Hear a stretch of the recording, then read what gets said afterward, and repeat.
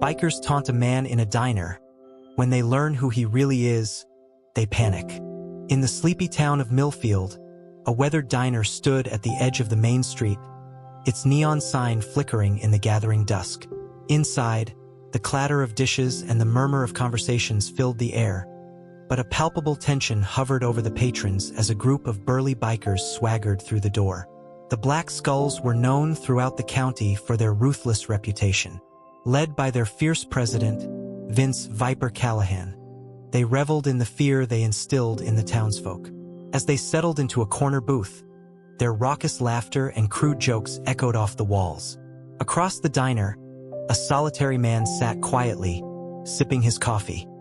He appeared to be in his mid-30s, with close-cropped hair and a neatly trimmed beard. His posture was relaxed, but there was an unmistakable air of confidence about him. Viper's gaze landed on the man, and a wicked grin spread across his face. "Well, well, well," he drawled, loud enough for the entire diner to hear. "Looks like we got ourselves a newcomer, boys." The other bikers snickered, their eyes gleaming with malice. They loved nothing more than asserting their dominance over unsuspecting strangers. The man glanced up from his coffee, his expression impassive. He met Viper's gaze evenly, unfazed by the biker's intimidating stare. Viper's eyes narrowed. He wasn't used to people standing up to him, and the man's calm demeanor only fueled his anger.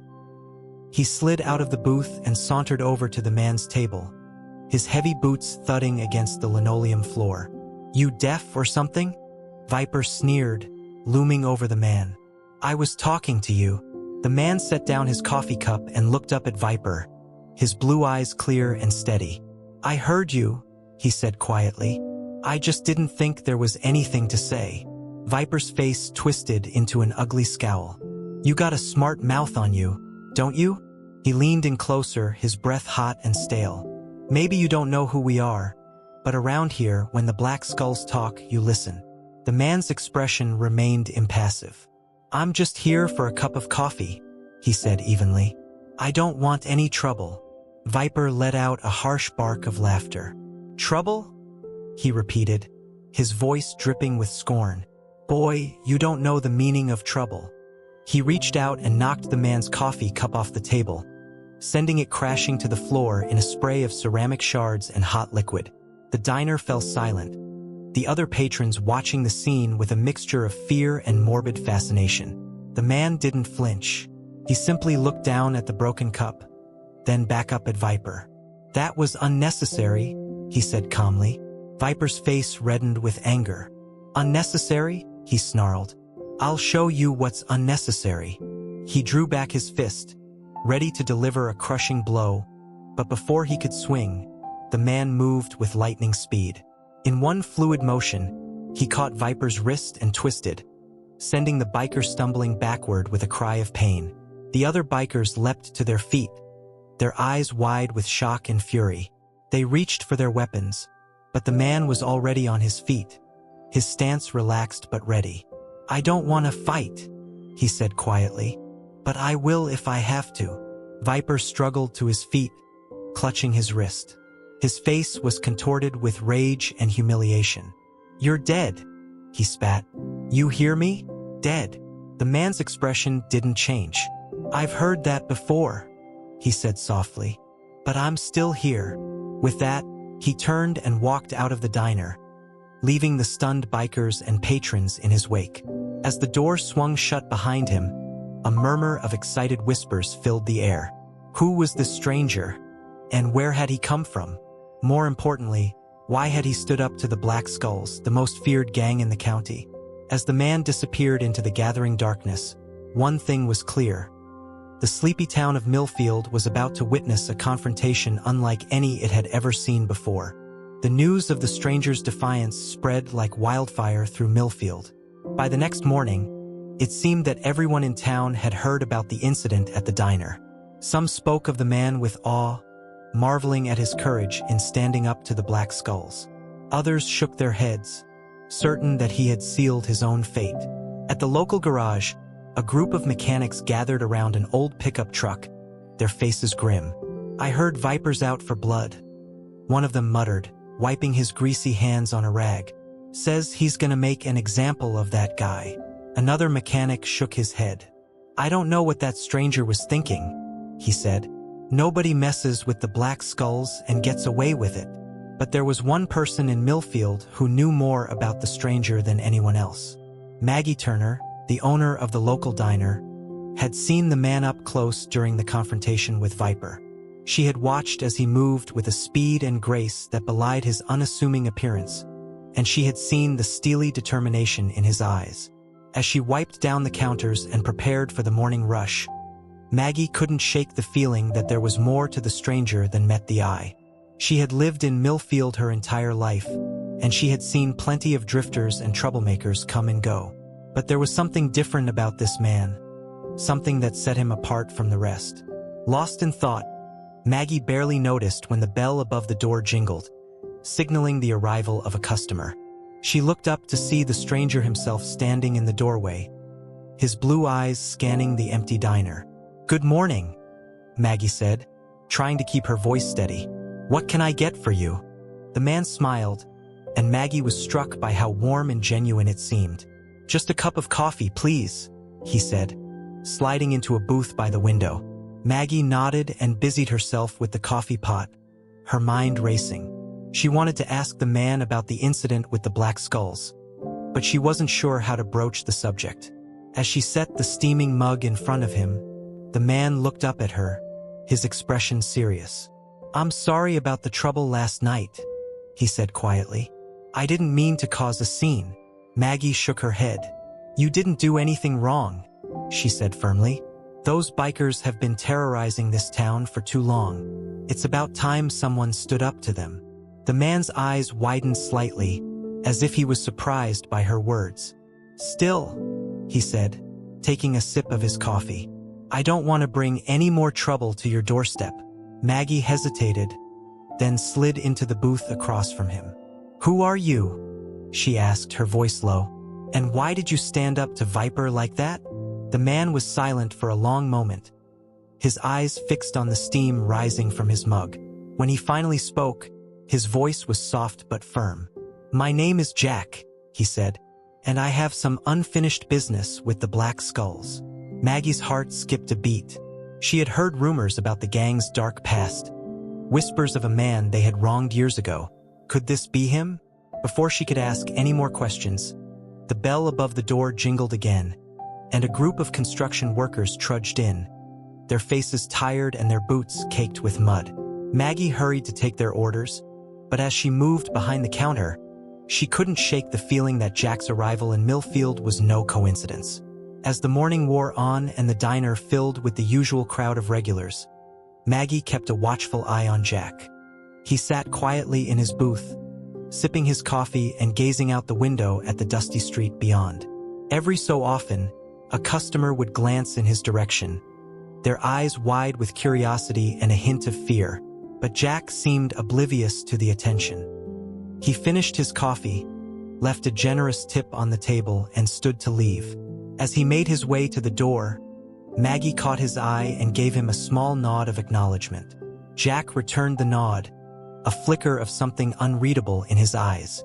Then he was gone, disappearing into the bright sunlight outside. Maggie watched him go, her mind whirling with questions. She had a feeling that Jack's presence in Millfield was about to change everything, and she couldn't help but wonder what the future held for her sleepy little town.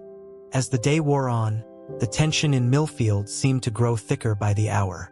Word had spread that Viper and the Black Skulls were on the warpath, determined to track down the stranger who had humiliated them in the diner. At the local hardware store, the owner, Bill Jenkins, watched as a group of bikers roared past on their motorcycles, their engines snarling like angry beasts. He shook his head, his weathered face creased with worry. "Those boys are up to no good," he muttered to himself, adjusting his faded baseball cap. "I just hope that stranger knows what he's gotten himself into." Across town, at the elementary school, the teachers huddled together in the break room, their faces drawn with concern. They had heard the rumors about the confrontation at the diner, and they knew all too well the kind of violence the Black Skulls were capable of. "I'm worried about the children," one of the teachers said, her voice trembling slightly. What if those bikers decide to come here, looking for trouble? The principal, a stern-faced woman named Mrs. Hawkins, shook her head. We'll do everything we can to keep the children safe, she said firmly. But I'm afraid there's not much we can do about what happens outside these walls. As the afternoon stretched on, the sense of unease in Millfield only grew stronger. Businesses closed early, their owners hurrying home to lock their doors and shutter their windows. The streets emptied out, as if the entire town was holding its breath, waiting for the storm to break. But there was one person who seemed unaffected by the growing tension. Jack, the mysterious stranger, spent the day exploring the town, his keen eyes taking in every detail. He walked the streets with a purposeful stride, as if he was searching for something or someone. As the sun began to sink behind the mountains, casting long shadows across the dusty streets, Jack found himself standing outside a small, run-down house on the outskirts of town. The windows were boarded up, and the paint was peeling from the walls, but there was something about the place that seemed to draw him in. He walked up the cracked concrete steps and knocked on the door, his heart pounding in his chest. For a long moment, there was no answer. Then, slowly, the door creaked open, revealing a woman's face, lined with age and sorrow. "Jack?" the woman whispered, her eyes wide with disbelief. "Is it really you?" Jack nodded, his throat suddenly tight with emotion. "It's me, Mom," he said softly. "I'm home." The woman let out a sob and flung herself into Jack's arms, her thin body shaking with tears. Jack held her close, his own eyes stinging with unshed tears. For a long moment, they stood there on the porch, clinging to each other as if they would never let go. Finally, Jack's mother pulled back, her face wet with tears. "I never thought I'd see you again," she said, her voice trembling. "After what happened with your brother." Jack's jaw tightened, and a flicker of anger flashed in his eyes. "That's why I'm here," he said quietly. "To make things right." His mother's face paled, and she shook her head. "No, Jack," she pleaded. "Please don't do this. Those men, they're dangerous. They'll kill you." Jack's expression softened, and he reached out to take his mother's hand. "I have to do this, Mom," he said gently. "For Tommy. For all of us." His mother hesitated, then nodded slowly. "I understand," she whispered. "But promise me you'll be careful. I can't lose you too." Jack pulled her into another hug, his heart aching with the weight of his promise. "I'll be careful," he murmured into her hair. "I promise." As the sun slipped below the horizon, casting the town into darkness, Jack and his mother sat together in the small, dimly lit kitchen, talking softly about the past and the future. Outside, the streets of Millfield were silent and still, but both of them knew that the calm was only temporary. Somewhere out there, in the shadows, the black skulls were waiting, and Jack knew that sooner or later, he would have to face them, and the dark secrets of his past. The next morning dawned cold and gray, with a bitter wind whipping through the streets of Millfield. At the diner, Maggie Turner was busy setting up for the breakfast rush when the door swung open, and a figure stepped inside. Maggie's heart skipped a beat when she saw who it was. Jack, the mysterious stranger, looked like he hadn't slept at all. His eyes were shadowed, and there was a grim set to his jaw that made Maggie's stomach clench with worry. "Coffee?" she asked, trying to keep her voice light. "Or maybe something a little stronger?" Jack shook his head. "Just coffee," he said, his voice rough. "Black." Maggie nodded and busied herself with the coffee pot, her mind racing. She had heard the rumors about Jack's past, the whispers about his brother and the black skulls, but she had never dared to ask him about it directly. As she set the steaming mug in front of him, Jack looked up at her, his blue eyes intense. "I need your help, Maggie," he said quietly. Maggie's heart skipped a beat. "What do you need?" she asked, sliding into the booth across from him. Jack took a deep breath, as if steeling himself for what he was about to say. "I need to find out where the black skulls are hiding out," he said, his voice low. "I have a score to settle with them." Maggie's eyes widened, and she shook her head. "Jack, no," she said, her voice trembling slightly. "You can't go after them alone. They'll kill you." Jack's jaw tightened, and he looked away. "I have to do this, Maggie," he said, his voice rough with emotion. "For my brother. For everyone they've hurt." Maggie hesitated, torn between her fear for Jack's safety and her own desire to see justice done. Finally, she nodded slowly. "I might know someone who can help," she said, her voice barely above a whisper. "But you have to promise me you'll be careful." Jack met her gaze, his eyes burning with a fierce determination. "I promise," he said. Maggie took a deep breath and stood up, her hands shaking slightly as she smoothed down her apron. "Meet me behind the old mill at sunset," she said, her voice low. "I'll bring someone who can help." Jack nodded, and Maggie hurried back behind the counter, her heart pounding in her chest. She knew she was taking a risk by getting involved, but she couldn't just sit back and watch as the Black Skulls terrorized her town any longer. As the day wore on, the tension in Millfield seemed to grow thicker by the hour. The streets were empty, as if everyone in town was holding their breath, waiting for the storm to break. At the old mill, the sun was just beginning to sink behind the mountains when Jack arrived, his eyes scanning the shadows for any sign of trouble. He had come alone, just as Maggie had asked, but he couldn't shake the feeling that he was being watched. A moment later, he heard the crunch of footsteps on gravel, and he spun around, his hand reaching for the gun at his hip. But it was only Maggie, her face pale and her eyes wide with fear. "I brought someone who can help," she said, her voice trembling slightly. "But you have to promise me you won't hurt him." Jack frowned, his eyes narrowing. "Who is it?" he asked, his voice low. Maggie hesitated, then stepped aside, revealing a figure standing behind her. It was a young man, barely out of his teens, with a shock of red hair and a face full of freckles. "This is Danny," Maggie said, her voice soft.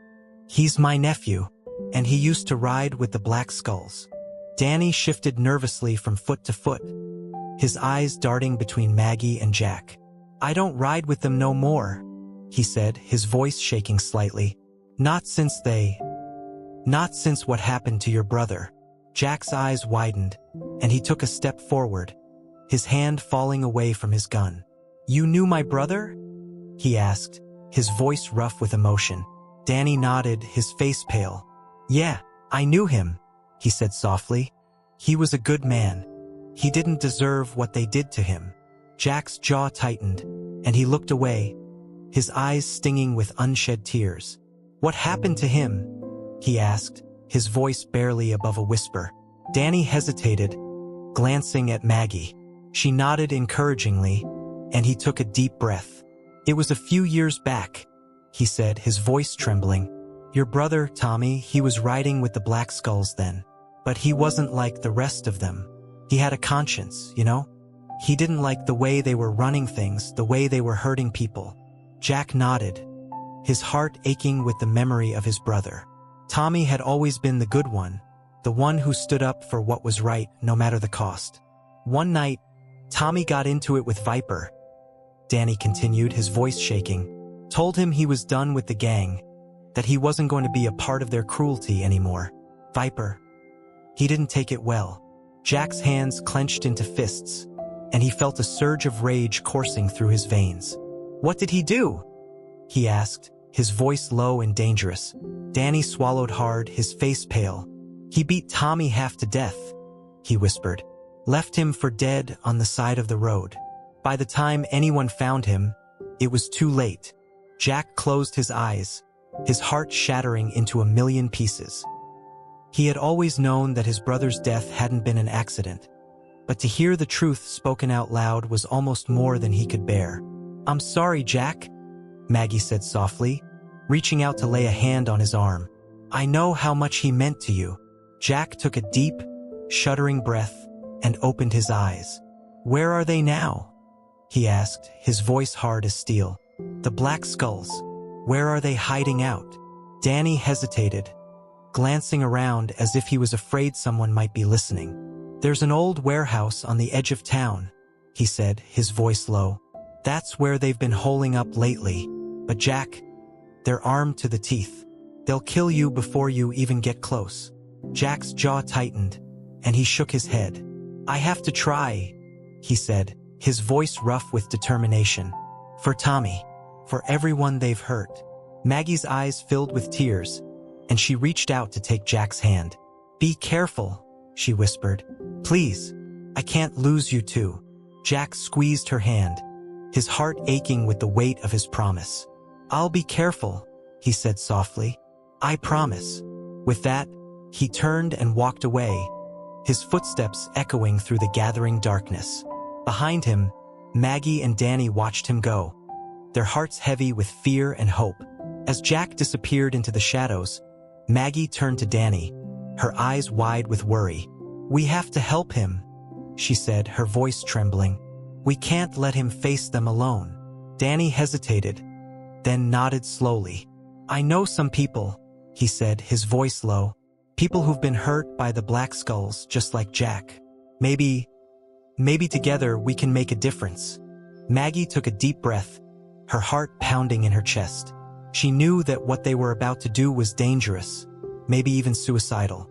But she also knew that she couldn't just stand by and watch as the Black Skulls destroyed more lives, more families. Let's do it, she said, her voice steady with resolve. For Jack, for Tommy, for everyone. Together, Maggie and Danny set off into the night, their hearts full of courage and determination. They didn't know what the future held, but they knew that they had to try no matter the cost. The old warehouse loomed out of the darkness like a hulking beast, its broken windows staring down at Jack like soulless eyes. He crouched in the shadows, his heart pounding in his chest as he surveyed the scene before him. The Black Skulls were there, just as Danny had said. A dozen or more bikes were parked outside the warehouse, their chrome gleaming in the moonlight. Jack could hear the sound of raucous laughter and clinking bottles coming from inside, and he felt a surge of anger coursing through his veins. These were the men who had killed his brother, who had terrorized his hometown for years. They thought they were untouchable, that they could do whatever they wanted without consequence.